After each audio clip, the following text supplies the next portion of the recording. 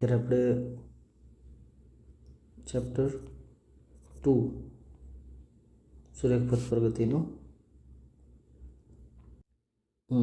ઉદાહરણ 3 જોઈએ છીએ. એક બહુમાળી મકાનની ટોચ પરથી એક દડાને શિરોલંબ ઉર્ધ્વ દિશામાં એટલે કે ઉપરની દિશામાં 20 મીટર પ્રતિ સેકન્ડની ઝડપથી ફેંકવામાં આવે છે. દડો જે બિંદુએથી ફેંકવામાં આવે છે તેની જમીનથી ઊંચાઈ 25 મીટર છે. એટલે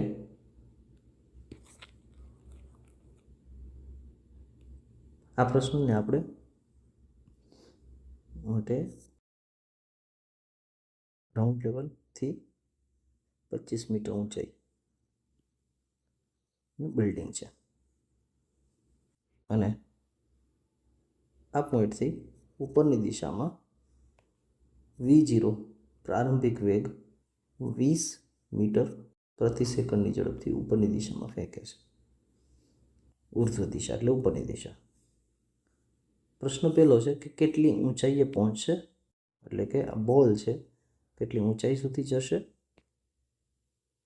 ઓકે, એટલે આની આ હાઈટ જમીનથી કેટલી ઊંચાઈએ છે આપણે એ સમજી શકીએ, ગોતવાનું છે. અને આપણે એક્સ કહીએ અને આને આપણે x0 કહીએ. પ્રશ્ન નંબર 2, દડો જમીનને અથડાય એટલે આ દડો જે છે એ અહીંથી અહીંયા સુધી પહોંચી ગયો છે, ત્યાર પછી ત્યાંથી રિટર્ન આવશે, નીચે આવશે. જમીનને અથડાય તે પહેલાં કેટલો સમય લાગશે, એટલે કે માની લો કે અહીંથી સ્ટાર્ટ થાય છે, નામ આપી દઉં છું ABC બિંદુ. અહીંયા A બિંદુ છે, આ B બિંદુ અને આ C બિંદુ. તો C બિંદુએ પહોંચતા A થી C બિંદુએ પહોંચવા કેટલો ટાઈમ લાગે છે?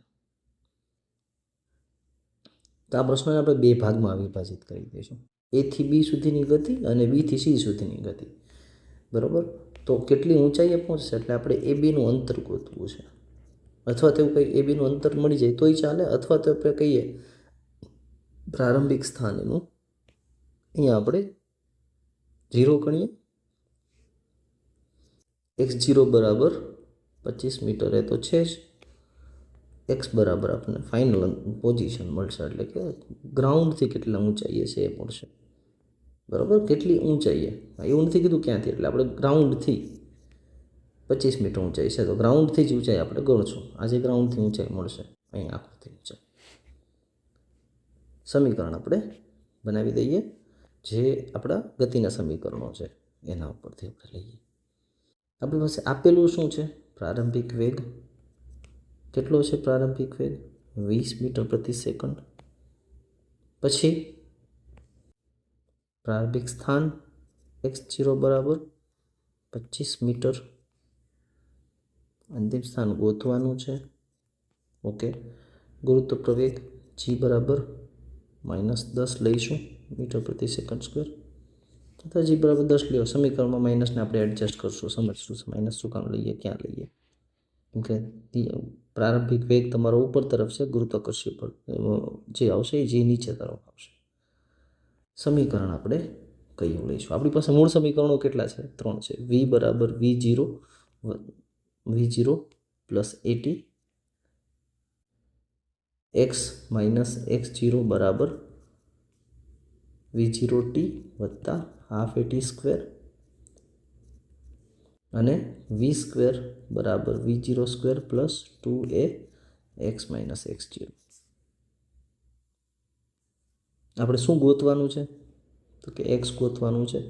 પ્રારંભિક વેગ છે, આની અંદર સમય આપણી પાસે નથી, તો આ સમય આપણે આમાં ગણતરી નહીં કરી શકીએ. આપણી પાસે એક સમીકરણ બનશે ઉપર પહોંચતા મહત્તમ અંતર માટેનો. આ થર્ડ ઇક્વેશનમાં અંતિમ વેગ એટલે કે અહીંથી મહત્તમ ઊંચાઈએ પહોંચે તો એનો અંતિમ વેગ થઈ જાય 0. પ્રારંભિક વેગ આપણી પાસે છે 20. એટલે બે વસ્તુ આપણી પાસે છે, આ છે, આ છે, આ છે. એની જગ્યાએ એની જગ્યાએ થાય એ ઇક્વલ્સ ટુ આપણે આ મૂકી દઈશું પ્રવેગની જગ્યાએ. સોલ્વ કરતા સમીકરણ લઈ વી સ્ક્વેર અંતિમ વેગ equals to v0 square plus 2a x minus x0 use કરશું.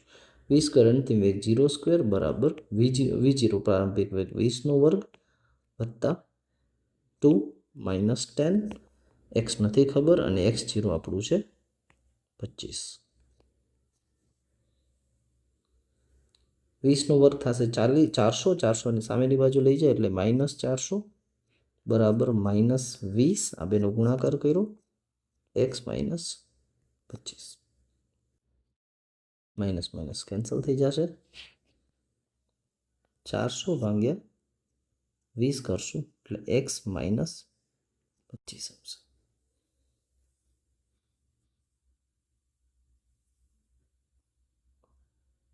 વીસ બરાબર એટલે છેદ ઉડી ગયા.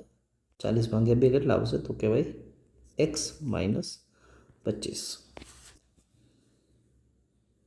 સમીકરણ દર્શાવે છે કે શું છે એક્સને સૂત્રો કરતાં બનાવો એક્સ બરાબર શું થાય તો કહેવાશે 20 વત્તા 25 એટલે 45 મીટર આવશે. ચલો કહેવાનો મતલબ આ 45 મીટર ગ્રાઉન્ડથી 45 મીટર ઊંચાઈએ 45 મીટર ઊંચાઈએ છે કે જ્યાંથી આ રિટર્ન આવવાનું ચાલુ કરે છે. પહેલા પ્રશ્નનો જવાબ થઈ ગયો આપણો. હવે બીજા પ્રશ્નના જવાબ તરફ. જમીનને અથડાય તે પહેલાં કેટલો સમય લાગશે? બહુ સરસ અને સરળ જવાબ, સાવ સરળ જવાબ આવે. ગુરુત્વાકર્ષીય પ્રવેગ આપણને શું દર્શાવે છે? જી આપણને શું કહે છે? 10 મીટર પર સેકન્ડ સ્ક્વેર અથવા -10 મીટર પર સેકન્ડ સ્ક્વેર. એમ કહે છે કે જો પ્રારંભિક વેગ તમારો ઉપરની દિશામાં 20 હોય તો એમાંથી 10 થવા માટે એટલે કે 10નો ઘટાડો થવા માટે 1 સેકન્ડ લેશે. પાછા 1 સેકન્ડે એ 0 થશે. પાછા 1 સેકન્ડે એ 0 થશે.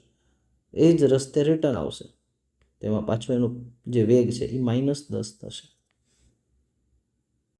પાછું નીચે આવશે તો -20 થશે.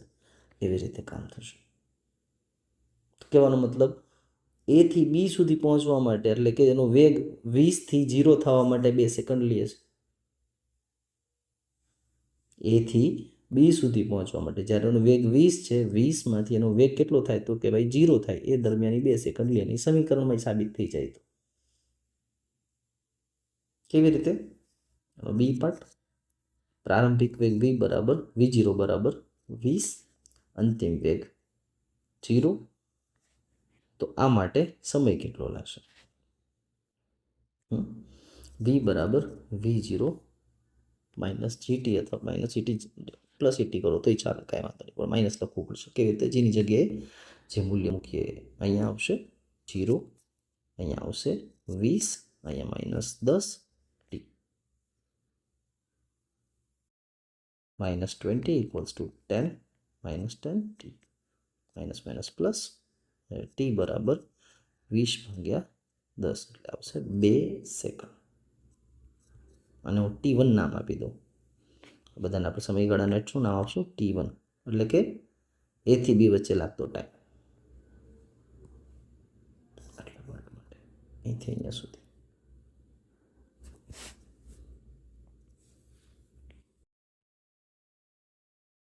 T1 બરાબર 2 સેકન્ડ. હવે આવે છે T2. ક્યાંથી? તો કે v બરાબર 0 થી લઈને નીચે સુધી આવે છે ને 45 મીટરનું અંતર કાપે છે. અહીંથી મુક્ત પતન ગણો તોય ચાલે કેમ કે પ્રારંભિક વેગ 0 છે. તો બી થી સી સુધીની ગતિ બરોબર. આ કન્ડિશન માટે એનો પ્રારંભિક વેગ આ ધ્યાન રાખજો. આ v0 અને આ v0 અલગ અલગ છે એટલે આપણે જ્યારે બી થી સી ગતિ માટે કહીએ છીએ પ્રારંભિક વેગ કેવો છે? 0 છે. અને આ ગતિ માટે કેટલો ટાઈમ લે છે? ટાઈમ ગણવાનો છે. અંતિમ વેગ આપણી પાસે છે નહીં. તો x બરાબર x0 પ્લસ v0t વત્તા હાફ at સ્ક્વેર. એટલે પ્રવેગ છે સ્થાન. હા, ક્યાંથી ક્યાંની ગતિ છે? એક્સ એટલે અંતિમ સ્થાન, આ છે પ્રારંભિક સ્થાન. અંતિમ સ્થાન કેવું છે? તો કે 0. પ્રારંભિક સ્થાન કેટલું છે? તો કહેવાય ઉપર 45 પ્લસ 45. ઉપરથી ચાલુ કરી અને નીચે આવે છે. પ્રારંભિક વેગ 0, મેં તમને કીધું હતું પ્રારંભિક વેગ 0 છે. સમય ટી આપણને ખ્યાલ નથી, પ્લસ હાફ, જેની જગ્યાએ -10 આવશે અને ટી સ્ક્વેર થશે. 45 સામેની બાજુ જશે, -45 ઇક્વલ્સ ટુ -10 ભાગ્યા 2 કરો એટલે -5 ટી સ્ક્વેર. કેન્સલ થશે, માઇનસ માઇનસ કેન્સલ થઈ જશે, સામે પ્લસ કરાવી દીધા એટલે 45/5 equals to T square. T બરાબર T square equals to 9. T equals to plus or minus 3 second.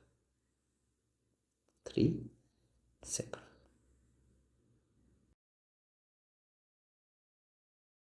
+-3 સેકન્ડનો અર્થ એમ થાય કે 3 ટી સમય તમારો ટી જે T2 મળ્યું છે, આ T2 આપણે આ T2 નામ આપશું આને.